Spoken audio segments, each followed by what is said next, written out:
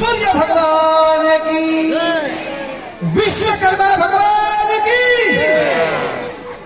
હવે આજે રાંદલ માતાજી છે, તેમના પિતા કોણ ખબર છે તમને બધાને?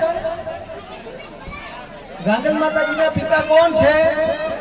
વિશ્વકર્મા।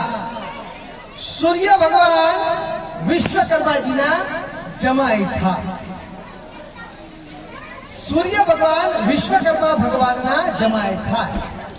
રાંદલમાં અને છાયાદેવી બે સ્વરૂપ છે। રાંદલ માતાજી વિશ્વકર્મા દાદાના દીકરી સંજ્ઞા, તેમના લગ્ન સૂર્ય ભગવાન સાથે થયા। જીવનકાળ જીવતા જીવતા યમરાજા, યમના મહારાણીજી યમ અને યમી બે જોડતા દીકરા અને દીકરી થયા સૂર્ય ભગવાનને ત્યાં। યમ અને યમી, યમી એટલે કે યમુનાજી, જે કૃષ્ણજી સાથે લગ્ન થયા, તો કૃષ્ણ ભગવાન પણ સૂર્ય ભગવાનના જમાઈ થા।